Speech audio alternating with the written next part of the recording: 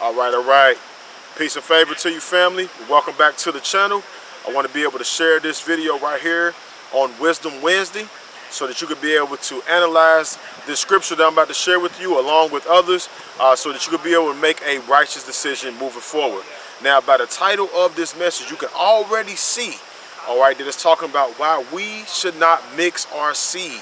When you go back to the beginning of time, when you go back to Genesis and Bereshit, you can go through the scriptures and you can be able to see how, the seeds was not supposed to mix with other seeds. You can go back to Leviticus chapter 19. You can see how mixed fabrics were not supposed to mix with one another. It causes a certain frequency. And if you look into it a little bit further, it affects the way we think and the way we act, the different clothes that we have, the fibers, the polymers, all these different things, right? And it's the same thing even with, mixing your physical seed that comes out of a man and putting it into a woman that is of another kind. All right, now, did it happen all through the scriptures? Absolutely. The children of Israel, they mixed and mingled with all different type of women, all different type of people. By the time they came out of Egypt, that they had mixtures amongst each other, all those years being down with the Egyptians. All right, so what I'm about to say with you today, I don't want you to take this as a so-called black thing or so-called white thing,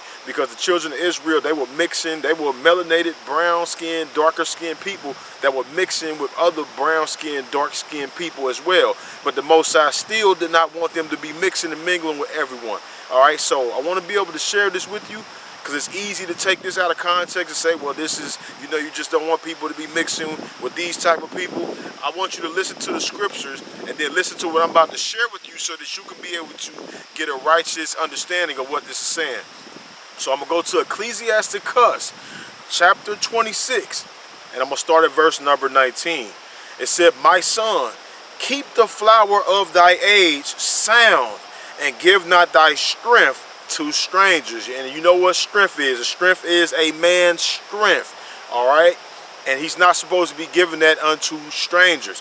What comes from that strength? A seed comes from that strength. Number 20, when thou hast gotten a fruitful possession. Now, this is like a parable, if you will, or a poetic saying. So just keep that in mind as you listen to this. It said, when you have got a fruitful possession throughout all thy field, sow it with thy own seed, trusting in the goodness of thy stock. So thy race which thou leavest behind shall be magnified, having the confidence of their good descent.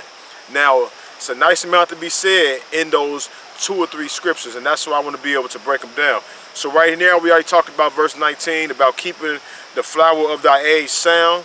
All right, making sure that you're being pure, making sure that you're being clean, all right, having a sound mind, and making sure that you are, it says, giving not your strength unto strangers. This is the wisdom that we need to be taking heed to. Brothers out there, you're not supposed to be giving your strength unto strangers, all right? You're supposed to be giving that to the people of your own kind, all right? And I'm going to share with you why you're supposed to do that here in a second. It says, right here in verse number 20, when thou hast gotten a fruitful possession throughout all thy field, sow it with thy own seed, trusting in the goodness of thy stock. Now, somebody's just reading this scripture off of just first glance, they're going to think that this is talking about a farmer planting seeds in a fruitful field or a possession that is his land, his property, right? But when you read the next scripture, you could be able to get a better understanding or overstanding. It said in verse number 21, so thy race which thou leavest shall be magnified, having the confidence of their good descent. So this is what happens when we mix our seed with different kinds of people. Our children do not have the confidence of their good descent. Now, I know this for a fact. Now there are some very beautiful women out here. And so they're not just of your kind. They're all around. The Most High made all type of beautiful women. That's undeniable, right? But this is what we have to look past. We have to look past their skin complexion. We have to look past their breasts. We have to look past their behind. All right, you have to look forward down the road to your children. This is what I want you to take. This is what I really want you men to be taking heed to today. All right, look past that, all those exterior things that the woman has. Look at and look past that and see your children down the road. It said, right here in the wisdom book, it said, having the confidence of their good descent. These children that are coming out of mixed families, they do not have the confidence of their good descent. Some of these individuals, when they go to certain groups, they say, you don't fit in with us. All right, just for instance, when you got a so-called a brown skin or a black person with a so-called white person, we know that the brown skinned people are not black, and the other people, you know, the lighter skinned people are not white. These are things, the labels that's been given by Johann Blumenberg. All right, they might be more cream colored. Some of them might be a little more towards the pale side, right? But if you get those two mixed together, and let's say if you get a seed from that union, this child grows up being real light-skinned from there, and guess what? They do not fit in with the so-called black people. The so-called black people say you high yellow, you don't fit in with us, and they will say you a house Negro, and the so-called white people, they will say, well, you're not one of us. You're not one of us. You're one of them. So you see what this causes conflict in the mind of a little child, an innocent child that do not know anything. They don't know anything about life. They just know that my parents, they had sex and now I'm here. And what you don't want to create for your children is a hell on earth experience. And this is what parents are doing to their children, because they're not looking at the end game. They're not looking down the road. All right. Another reason why the Most High didn't want the children of Israel in the scriptures to be intermingling, because it's about beliefs as well. You got your culture that you've been raised up in, being spiritual, praising and worshiping, singing and dancing and uplifting the Most High. Then you got these other cultures out here that are eating blood and doing strange sacrifices and dancing around in the fire and doing all kind of things, and you're mixing your culture in with that culture. This is another reason why the Most High, this is why wisdom, let me just say wisdom, I don't even want to put everything on the Most High, because some people will say that the Most High is okay with people intermingling. You can see that in Deuteronomy 7. He gave us 7 nations. After those 7 people, you can intermingle. That's up for debate, all right? You see what happened to Solomon when he continued to mess with those strange women from other nationalities. It led to his downfall.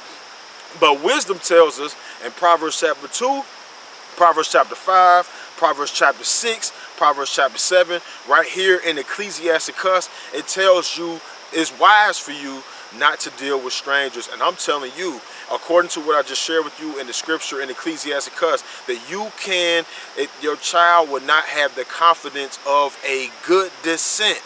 And you do not want to do that to your children just because you were in your lust, or you were burning with your lust, and you just saw somebody and they were pleasing to their flesh, they was of another nationality, but you didn't look down the road at what this was going to do to your child.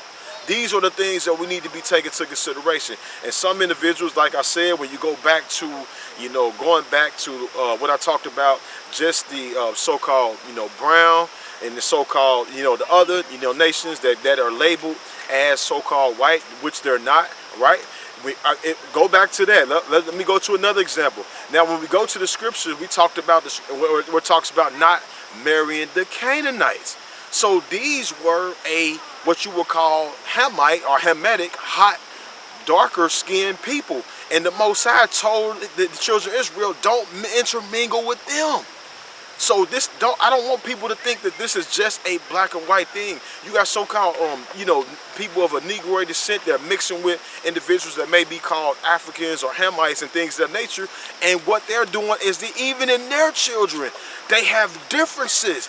They have differences of culture. They have differences of belief. All right, the child that grows up, they don't know which one they are. They don't know if I'm a so-called, Negroid or African American. They don't know if I'm an African. They don't know who am I Israelite? I'm an Israelite. I'm a Hebrew.